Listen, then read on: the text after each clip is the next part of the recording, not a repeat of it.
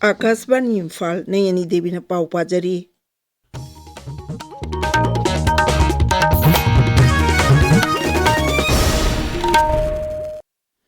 Cancer मुक्त भारत अभियान की मखादा free cancer screening medical camp हौदोकपगी थौरम अमा ngasi इम्फाल के पैलेस कंपाउंड लेबा बाल विद्या मंदिर दा पांगथोखरे।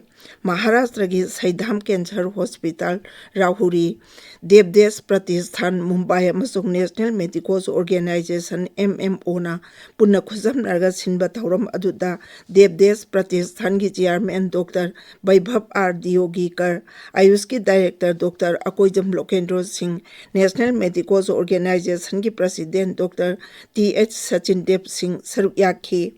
हौदोकपगी थौरम अदुदा वा ngangbada देवदेश प्रतिष्ठान की चेयरमैन डॉक्टर वैभव R दियोगीकर ना high free cancer screening medical camp असी राज्य की तोंगान तोंगान मफमसिंगदा पांगथोकनी।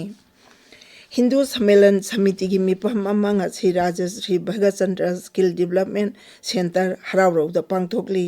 मिपम असी खुंद्राकपम मंडल इम्फाल ईस्ट सिनबनी।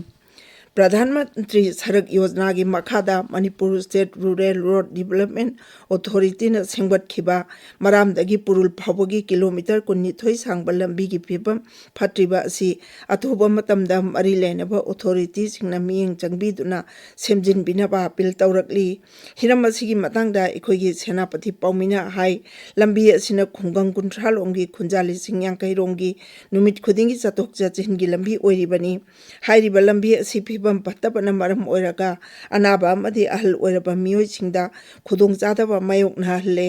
हिरम असिगी मतंगदा मराम फाइबुंग रोड डेवलपमेंट एसोसिएशन यावना तोंगान तोंगानबा लमदम अदुगी सिविल ऑर्गेनाइजेशन सिंगना मरी लेनाबसिंगदा लंबी असि सेमजिनबिनबा हाइबदा ngasi phawada miyeng changbidri maram aduna thuba matamda lambi asi semjinbinaba amuka hana khunja singna apil tawrakli। राष्ट्रपति द्रौपदी मुर्मू नुमित मरीनी खोंचत ngasi झारखंड तुंखरे।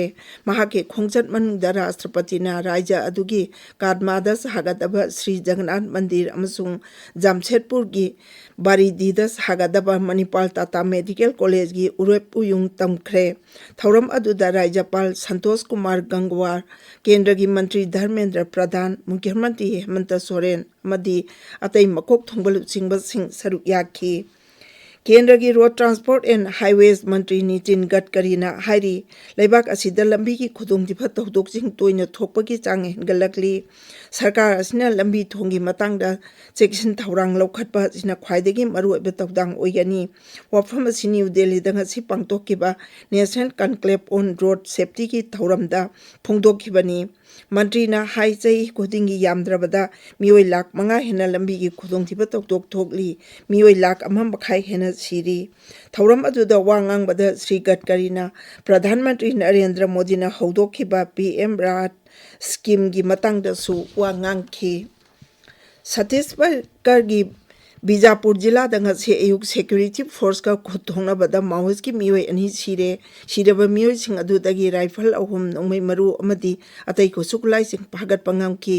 जिला अदुगी superintendent of police doctor Jitendra Yadav ना हाई अकंगनबा पाव अमा फंगबदगी सिक्योरिटी फोर्स की अपुनबा कांगबु अमना बीजापुर जिला की इंद्रबत्ती तुरेल मनाक्ता थीबा हुमबगी थबक चथबदा नोंमैकापनाबगी थौदोक अदु थोकखिबनी। कनाडा की प्राइम मिनिस्टर मार्क कार्नी नुमित मरीनी की खोंचता हयेंग भारत तुंगलगनी। महांगना लेबाक अदुगी प्राइम मिनिस्टर की फम हेक पायरकपदगी हंदकी खोंचत असिना अहानबा भारत की खोंचत ओइगनी।